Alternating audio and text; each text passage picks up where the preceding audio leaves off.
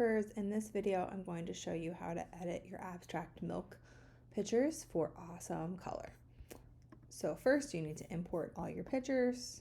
You need to go through and rate them. So I'm going to filter rated. So these are all the ones that I thought were the best so far. I'm going to go to develop, pick this one, go to regular. So first I'm going to crop it to a 5x7, so make it say 5x7, make sure your lock is on. And I really like this green piece.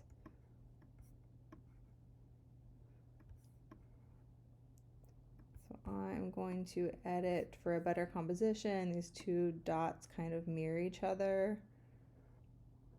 I think I like these rule of thirds. I'm going to hit enter. So I cropped it to a 5x7.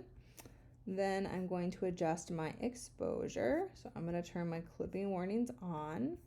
I already have a little bit, so I could turn it down to get some detail back. Remember, you want your whites to be white, but not lose detail.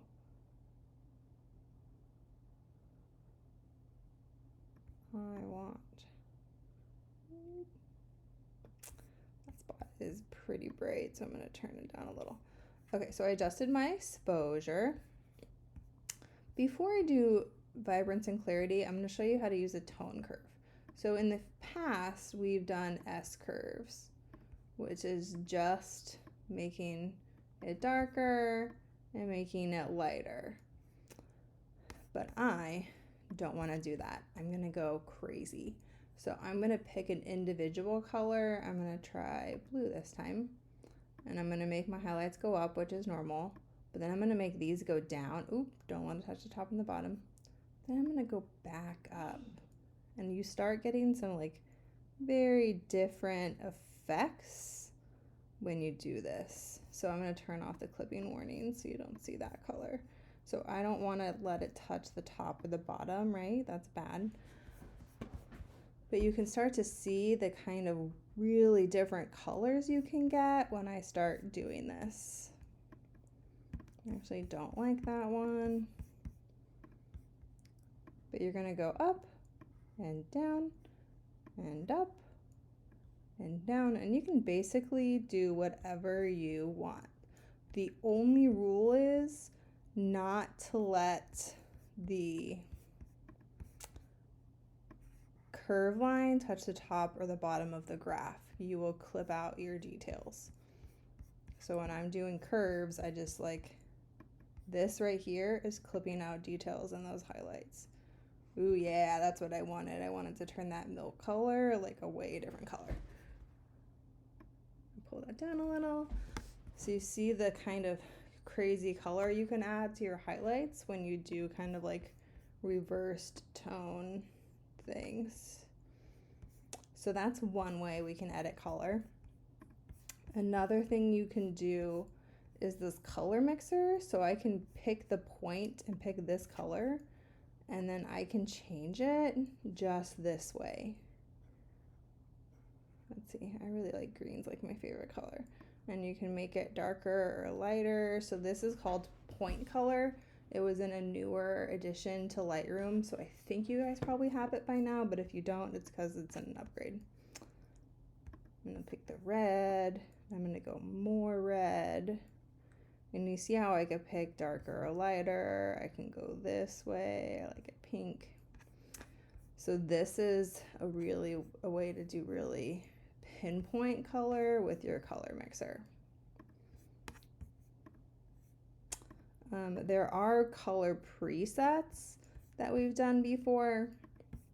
Split toning. Let's pick this one. So under color grading, this is your highlights. Sorry, this is your midtones, highlights, and shadows. So if I want to make my highlights a certain color, I can go here, and you see how it's changing just the highlights. This is called split toning. Kind of like the yellow, and then you can decide how dark or light you want it. So it's making it darker or lighter. And then my shadows, I can do the same thing. I can pick a different color. and it just tones the image differently.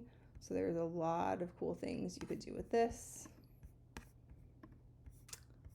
I don't think we've taught you gradient mask so far, but a gradient mask is under here.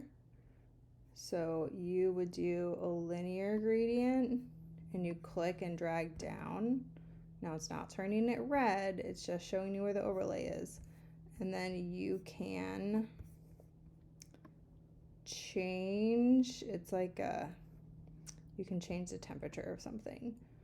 So you see how it's changing just like a piece of it. This is a linear gradient and you can make it go across the whole thing. I could delete this and you could do a radial gradient, which comes from the middle. It's like a giant circle. And you could change the color in a circle fashion. So there's a lot of different things. We normally use these for skies. There's a lot of different things you could do with those. So there are a million ways you could edit your color. So we want to make copies. So I edited this one so I can click on it, create virtual copy, and then I can reset it and edit it a completely different way. And then as always, when you're done, command click the ones that you want and then export them, put them in a folder and export to turn them into Google Classroom. Happy editing!